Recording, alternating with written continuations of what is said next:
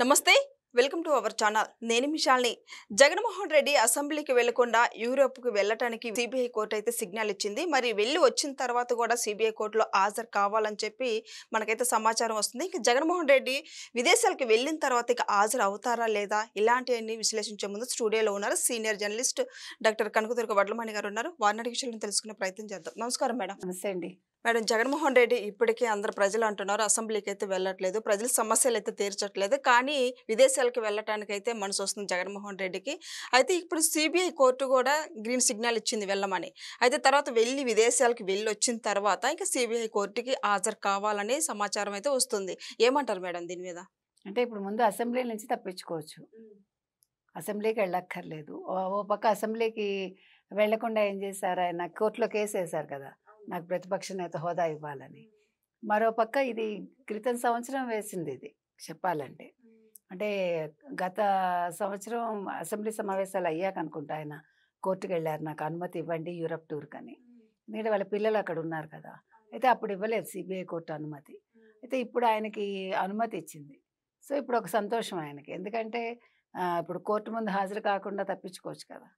అయితే కానీ ఇక్కడ ఓ మెలిక పెట్టింది, మీరు వెళ్ళిరండి, వెళ్ళొచ్చాక నవంబర్ 1 నుంచి 14 లోపు మీరు ప్రత్యక్షంగా కోర్టుకు వచ్చి హాజరవ్వాలి విచారణకి అని. అంటే గతంలో ఆయన వర్చువల్గా హాజరయ్యారు, వ్యక్తిగతంగా హాజరు కాలేదు. ఇప్పుడు వ్యక్తిగత మినహాయింపు లేదు ఆయనకి. రెండోది ఏంటంటే ఆయన 1వ తారీఖు నుంచి అక్టోబర్ 1 నుంచి 31 లోపు ఎప్పుడైనా సరే 15 రోజులు పర్మిషన్ అడిగాడు ఆయన. సో ఆయన 1 నుంచి 15కి వెళ్ళచ్చు, 15 తర్వాత వెళ్ళచ్చు, ఏదైనా చేయొచ్చు, ఆయన ఎప్పుడైనా టూర్ పెట్టుకోవచ్చు. అందుకని ఆ వెసులుబాటు ఇస్తూ ఆ నెల వెసులుబాటు నవంబర్ 1 నుంచి 14 వరకు అని చెప్పారు. అయితే దీని మీద రకరకాల వ్యాఖ్యానాలు వస్తున్నాయి. అంటే జగన్మోహన్ రెడ్డి గతంలో ఎందుకు తప్పించుకున్నాడు అది ఇది అని. ఆయన తప్పించుకోలేదు, ఆయన క్రింది కోర్టుకి వెళ్లకుండా ఆయన చిన్న కోర్టు కాబట్టి నేను రాను అంటే వ్యక్తిగత హాజరు నుంచి అప్పుడు మినహాయింపు కోసం ఆయన పై కోర్టుకు వెళ్ళి తర్వాత 25,000 పూచీకత్తు మీద వాటి మీద ఆయన కోర్టుకు వెళ్లకుండా మొత్తానికి తప్పించుకోగలిగాడు.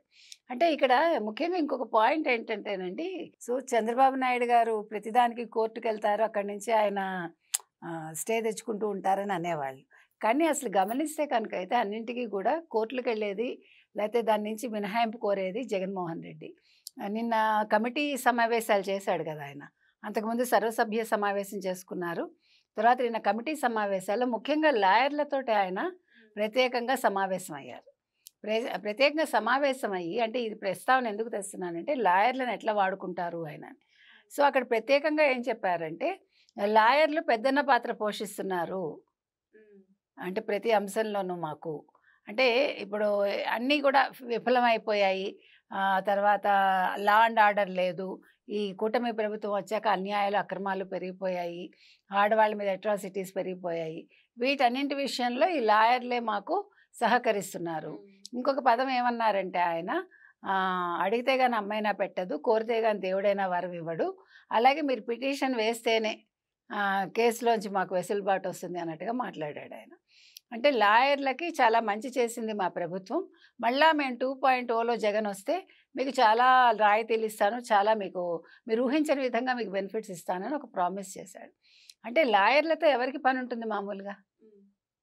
ఎక్కువ శాతం మంది కేసులు లేదా ఆస్తి తగాదాలు లేదు పెళ్ళిళ్ళు వాటికి సంబంధించి విడాకులో మరొకటో, అంటే సాధారణంగా ఇలాంటివి ఉంటాయి.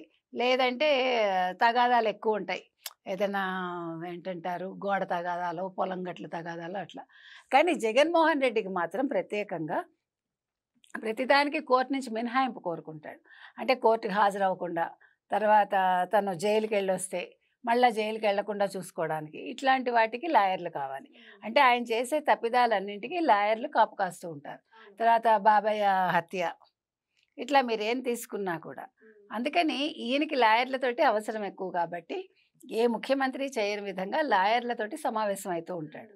నిన్న కూడా అయ్యాడు ఆయన, అది మీకు చెప్తున్నా. సో ఏది ఏమైనా ఇవాళ ఆయన యూరప్ వెళ్ళటానికైతే ఆయనకి ఒక ఏమంటారు కోర్టు అయితే అనుమతి ఇచ్చేసింది. సో మీకు గతంలో ఆయన యూరప్ ప్రయాణం అప్పుడు పర్యటన అప్పుడు ఆయన వెనకాల ఇంకొక ప్రత్యేక విమానం వెళ్ళిందన్నారు. మరి ఇది ఎట్లా రాడార్ వ్యవస్థ నుంచి తప్పించుకుంటుందా? అంటే అందులో ఏం తీసుకెళ్తున్నారు అనేది చెకింగ్ చేస్తారా చేయరా? ఈసారి తనతో పాటు ఎన్ని పెట్టెలు పట్టుకెళ్తాడు, మరి వీటి మీద నిఘా ఉంటుందా లేదా, ఇవన్నీ చూడాలి. ఎందుకంటే సతీ సమేతంగానే వెళ్తూ ఉండొచ్చు. అంటే ఆయన తిరుమలకి మాత్రం సతీ సమేతంగా రారు కానీ యూరప్ పర్యటనకి సతీ సమేతంగా వెళ్తారు ఆయన. అందుకని ఈసారి ఆయన యూరప్ పర్యటనలో ఏం పట్టుకెళ్తాడు ఆయన, ఎన్ని కోట్లు పట్టుకెళ్తాడు, ఎన్ని పెట్టెలు పట్టుకెళ్తాడు, బంగారు కాయిన్స్ పట్టుకెళ్తున్నాడా, 175 కోట్లతోటి బంగారు కాయిన్స్ దొరికాయన్నారు, బంగారు కడ్డీలు పట్టుకెళ్తున్నారా, బంగారు బిస్కెట్లు పట్టుకెళ్తాడా, ఆస్తిపత్రాలు పట్టుకెళ్తాడా, ఏం పట్టుకెళ్తాడు అనేది మాత్రం చెక్ చేయాల్సిన అవసరం ఎంతైనా ఉంది. ఎందుకంటే ఇది చిన్న విషయం కాదు. ఇంకొకటి ఇందాక మీరు అన్నట్టుగా ఆయన వెళ్ళొచ్చాక కోర్టుకు వెళ్తాడా వెళ్ళడా, సిబిఐ కోర్టు ఖచ్చితంగా చెప్పింది కాబట్టి వెళ్ళి తీరాలి. గతంలో లాగా ఎక్స్క్యూజ్ ఉండదు ఆయనకి. ఈసారి విచారణకి హాజరవ్వాలి. హాజరయ్యాక అది ఎన్ని రోజులు కొనసాగుతుందో మనకు తెలియదు. సో మరి జగన్మోహన్ రెడ్డి అంటే తర్వాత ఏం జరుగుతుంది, జైలుకి వెళ్ళడానికి ఆయన మార్గం సుగమం అవుతుందా, ఏమవుతుంది అనేది వేచి చూడాలి. Thank you madam. Thank you.